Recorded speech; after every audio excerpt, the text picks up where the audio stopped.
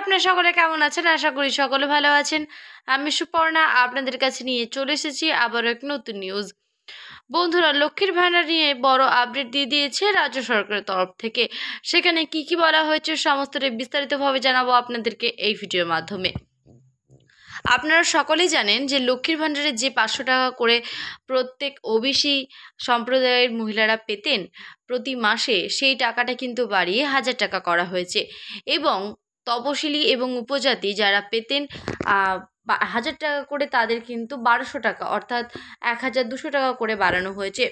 এরপরে কিন্তু আরও এক বড় আপডেট এসেছে। সেখানে কি সত্যি আবারও লক্ষ্মীর ভান্ডারের টাকা বাড়তে চলেছে? কি জানাচ্ছে মুখ্যমন্ত্রী মমতা বন্দ্যোপাধ্যায়, সরাসরি দেখুন।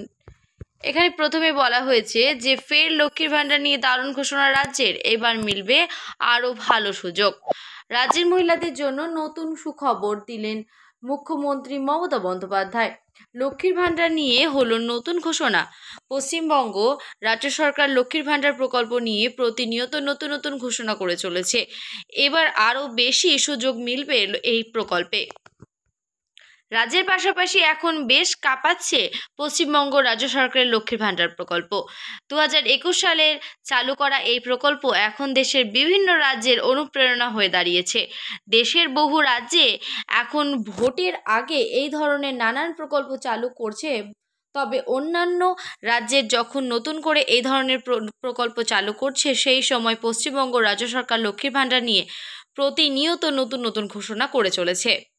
লক্ষ্মীর ভান্ডার প্রকল্প চালু হয় 2021 সালে। ভোটের আগেই মহিলারা ভোটারদের না মন পেতে মুখ্যমন্ত্রী মমতা বন্দ্যোপাধ্যায় এই প্রকল্প ঘোষণা করেছিলেন।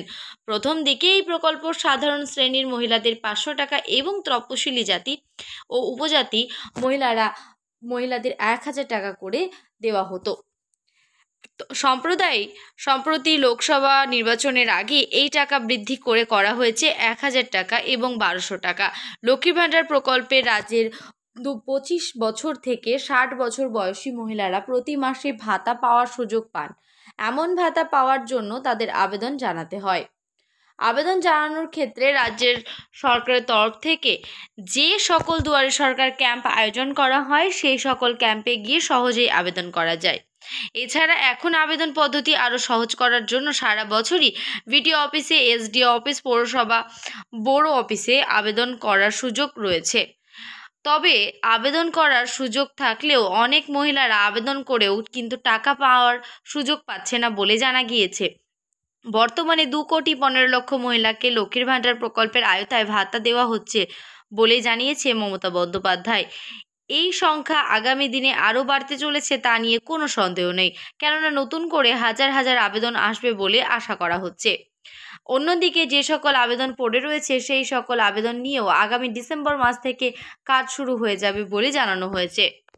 বন্ধুরা, আপনারা সমস্তটাই দেখতে পেলেন যে মুখ্যমন্ত্রী মমতা বন্দ্যোপাধ্যায় কি জানিয়েছিলেন এবং লক্ষ্মীর ভান্ডারে যে বর্তমানে আবেদন কিন্তু 2,15,00,000 প্রায় প্রকল্পের আওতায় ভাতা দেওয়া হচ্ছে বলেই জানিয়েছে। আপনারা সমস্তটাই দেখতে পেলেন বিস্তারিতভাবে এই ভিডিওর মাধ্যমে। দেখা হচ্ছে নেক্সট কোনো ভিডিওতে। ভালো থাকবেন, সুস্থ থাকবেন। নমস্কার।